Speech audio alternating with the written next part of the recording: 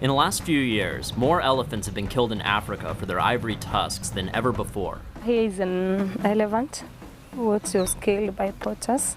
This surge in poaching is the result of a new upswing in demand for ivory products, mostly from China, where members of the new middle class think nothing of filling their knick-knack shelves with ivory statuettes, or where that ivory came from. Now, I'm told that a lot of people in China think the tusks just drop out. And, you know, if you buy a piece of ivory, you've killed an elephant. The lure of this new Chinese money has brought the illegal ivory trade back to East Africa's wildlife habitats full bore, and turned otherwise regular stand-up Kenyans into elephant murderers. Fighting the illegal animal trade has become a greater priority for the U.S. The State Department now refers to wildlife trafficking as a national security crisis, and the Obama administration plans on destroying all its seized ivory in October 2013 as an example to poachers and traders alike.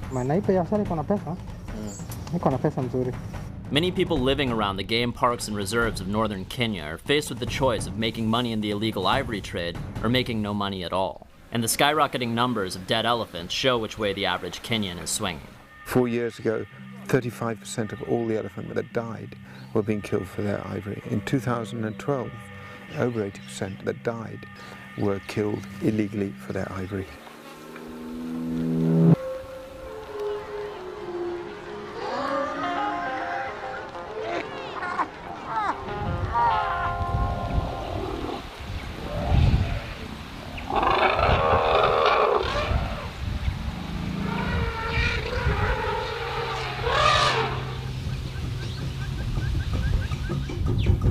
This is the Samburu National Reserve, 63 square miles of pristine East Kenyan savanna on the Owasso-Nagiro River, home to lions, cheetah, ostriches, dik-diks, bee-eaters, and hundreds of elephants.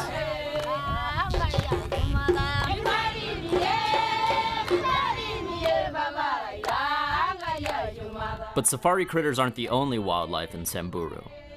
Small towns and villages of huts dot the reserve's periphery. We are very poor, illiterate people in Kenya.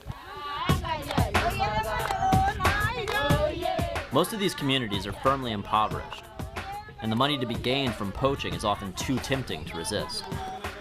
You've got something just walking around with thousands of dollars on the front of its nose, and somebody's in, you know, the depth of poverty, they're going to kill it.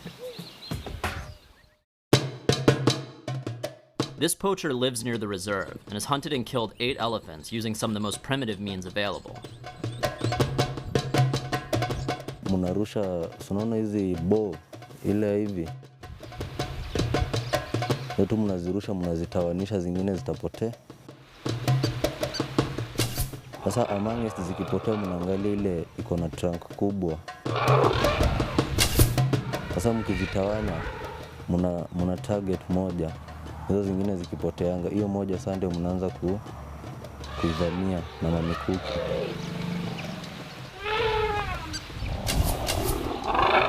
The next step involves a poison-tipped spear, using venom secreted by a local swamp frog. Alafu iko na sumu, ukidunga tu inaanguka na kufa hapo pande ya shingo. Na mko inakufa. Of course, for poachers with a little bit of startup money, there are guns and gun dealers. How many guns does he sell in a month? Our weapons dealer sells his rifles for around $100 a piece, which is a fortune by local economic standards, but a fraction of the money that can be made from just one elephant. It could be used for elephant poaching. While they obviously require less skill than the frog venom spear, guns like these are the weapon of choice for most experienced poachers, like this man, who's been killing and detusking elephants for over 15 years.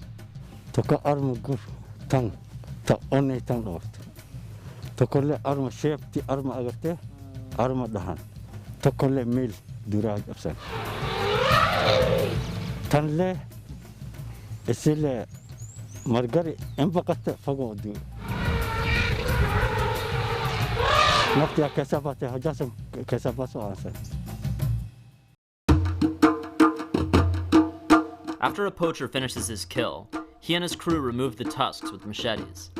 The tusks are then stashed close to the elephant corpse for safekeeping.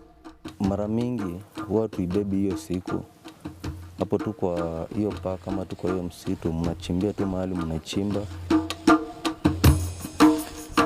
Once park authorities have investigated the area and hyenas have eaten all the elephant meat, poachers return to the site of the kill, dig up their tusks, and bring them to a dealer. This dealer was looking to unload a single tusk when we met him.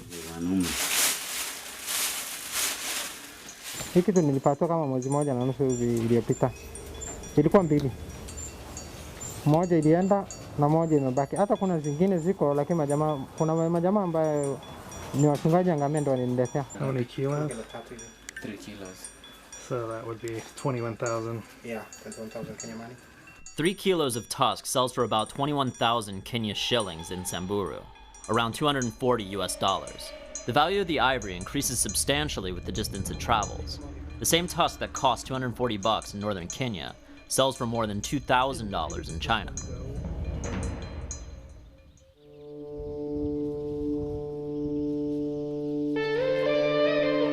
While most of Kenya's illegal ivory goes to Asia these days, in the 80s it was Western demand that drove the elephant poaching trade and led to the establishment of the African anti-poaching movement.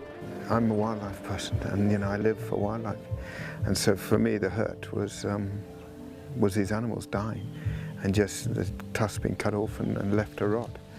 I watched how government worked, and it was too big for government. Our country is just too big and wild. These are tough people living in a very harsh landscape. If anybody who lived in here poached elephants, what would you think of them? I think that he's not a good person. Ian used the local tribesmen's sense of compassion and self-sufficiency as the building blocks for his organization. My feeling was that the strength and the power here was within the local community. If a community that lived on that land really came together as a cohesive group and said, no poaching, we're going to stop it, they would have the capacity to stop it. It's conservation run by the communities themselves in their own interests, rather than by government or private landowners.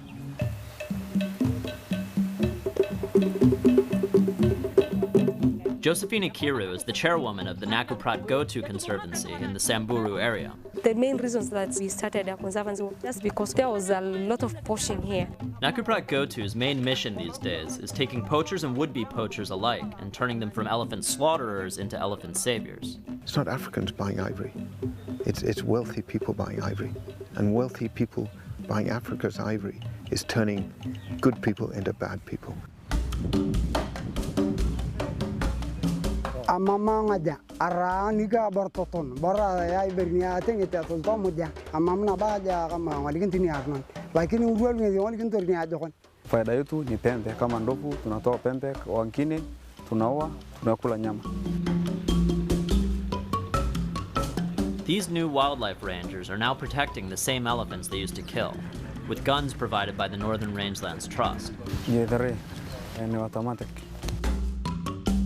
They use many of the same hunting and tracking techniques they learned poaching, but now they are hunting and tracking the poachers. For the ground, if there is any footprint for the poachers. Najua usichika na mkono sababu hata iko chencho. Na mtu wa bunduki ausichika na mkono. Wote anapike ananipiga, wote anapike. Tumeoa mingi, ni mingi. Hata wachia tu hapo. There isn't a shoot to kill policy per se. The first choice is to arrest people. If that doesn't work, then the next option. And the next option is an armed option. This is a hard country, and we're dealing with illegal firearms and criminals. This isn't a soft option here. How many times did rangers shoot at him? Julius Lokinyi used to be known as the best poacher in Samburu. Despite his reputation and earnings in the ivory trade, Josephina Kiru and her conservancy convinced him to give up poaching for good and become a ranger. Unfortunately, money, or specifically the lack of money, is still a major issue.